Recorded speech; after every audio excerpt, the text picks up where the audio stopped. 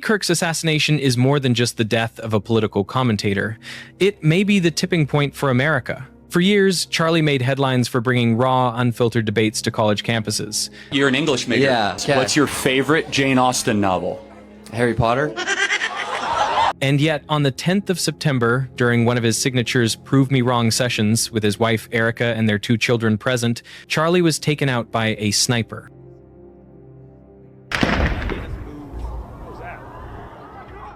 This attack didn't happen in isolation. It comes just days after a Ukrainian refugee was brutally murdered in Charlotte in a race-motivated killing, and only a year after the attempted assassination of Donald Trump. The timing is haunting. The reaction? Mixed.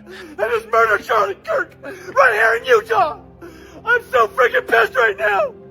Charlie Kirk got shot and killed. How do you feel? Happy. Goodbye. Wow. Did you see that Charlie Kirk just got shot and killed? That's good. Wow, that's good. While many were horrified, thousands openly celebrated his death. Even the House of Representatives couldn't agree on holding a moment of silence. Welcome to Gray BTC. I post daily. Like and subscribe, it would mean the world to me. The assassination. Charlie Kirk wasn't just some commentator. By the time of his death, he had built Turning Point USA into a political juggernaut worth over $55 million in annual revenue with more than 350 employees. He had been everywhere: Fox News, college campuses, Trump rallies.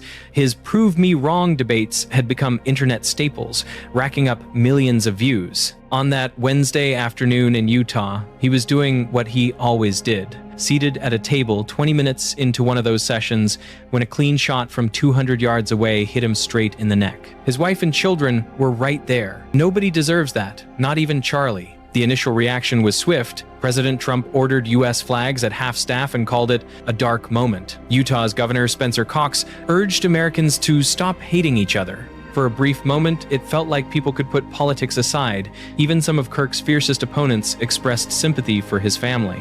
But that humanity didn't last long. Within hours, the internet was celebrating his death. Twitter feeds flooded with "he had it coming." MSNBC commentators called him a divisive figure even as his body was still warm.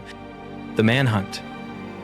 At first, police thought they had their man. A 71-year-old local activist named George Zinn was escorted away from the scene.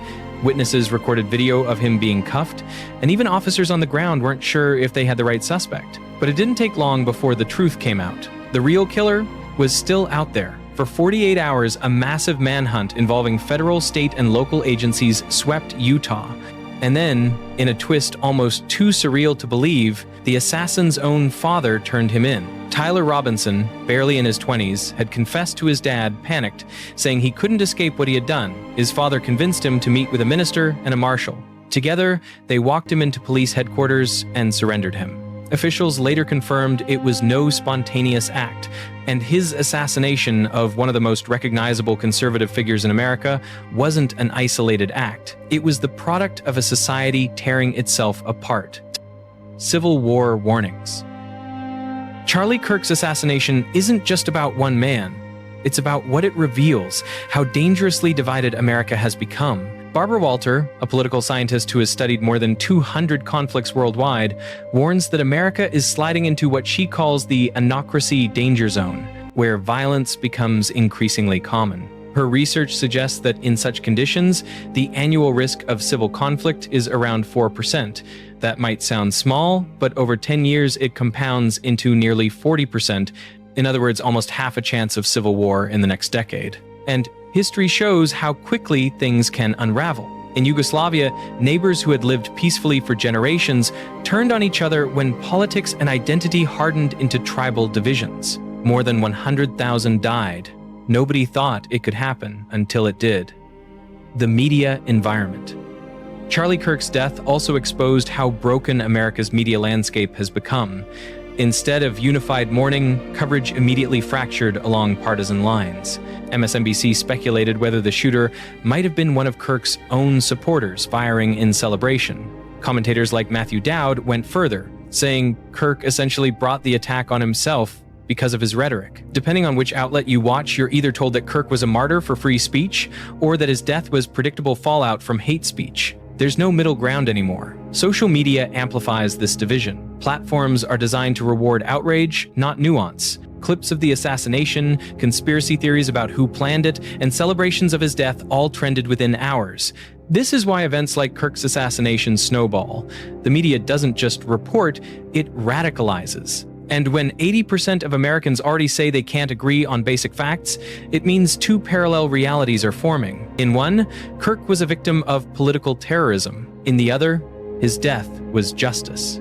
That's what makes today different. America has lost its common ground. And when violence enters that kind of environment, it doesn't just spark mourning or calls for unity, it accelerates division.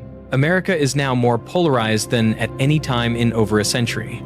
And when people live in separate realities, they stop viewing political opponents as fellow citizens and start seeing them as existential threats. This is exactly what we're witnessing with reactions to Charlie Kirk's death.